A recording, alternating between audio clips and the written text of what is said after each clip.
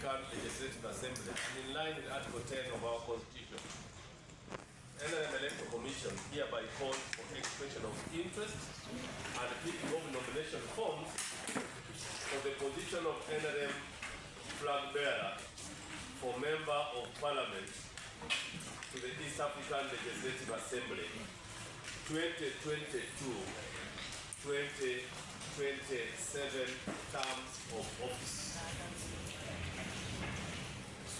The positions for election: 2 NRM members of Parliament to the East African Legislative Assembly are to be replaced. Honorable Dennis Kamara is now the MP-elect for Buyaga West constituency in Kagali district. Honorable Dennis Namara is the MP-elect for Buyaga West constituency in Kagali district. Then Honorable James Kakoza is MP-elect for older persons representing the Central region. It means those two have been elected, and therefore there's vacancy in the East African Legislative Assembly. So we are calling for expression of interest from NRM to get flag bearers for those two to replace the 2 MPs who have since been elected to the Ugandan Parliament. What are the eligibility for these candidates? For one to be eligible to contest in NRM primaries for Member of Parliament to the East African Legislative Assembly, that person, those people, must have the following minimum qualifications. First, they must be Ugandan citizens. 2, 18 years and above. 3, must be a member of the NRM party. Not even independent. They must be a member of the NRM party.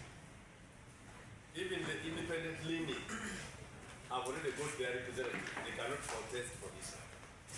They must have attained education level of A level as a minimum or its equivalent. Must not be a public servant. Must not be a member of the armed forces. Talk about the army, talk about the police, talk about the prison services. Must be a registered voter in the National Electoral Commission Voters Register in Uganda. Must not be a cultural or traditional leader.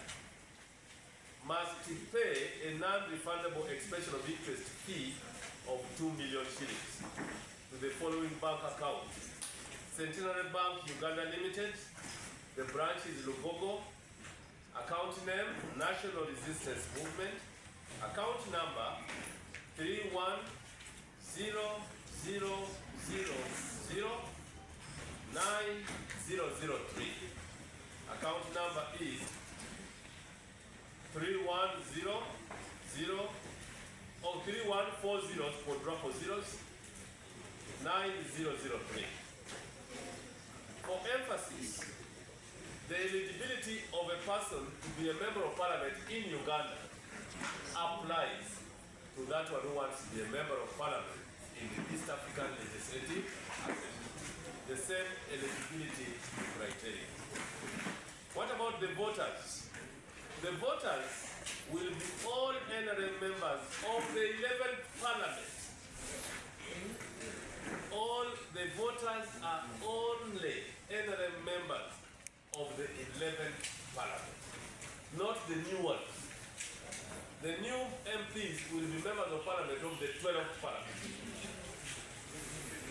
The members who were the Electoral College then in 2022 were members of the 11th Parliament.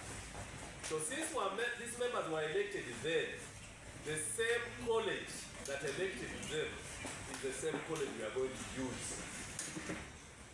Members of the 11th Parliament are the voters. What is procedure.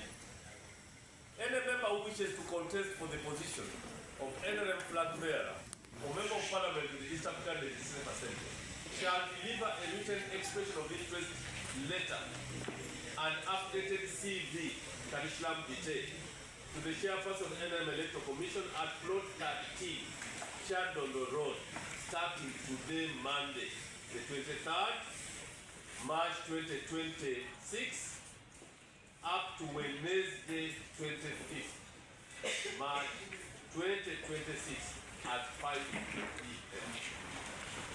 I repeat, expression of interest starts today, Monday 23rd, 2026, and ends on Wednesday, the 25th March 2026 at 5 p.m. Nomination of candidates shall be on Wednesday, 25th March 2026.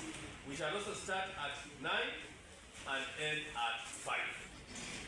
So we shall be doing concurrent processes. You express interest. When you are eligible, we nominate you.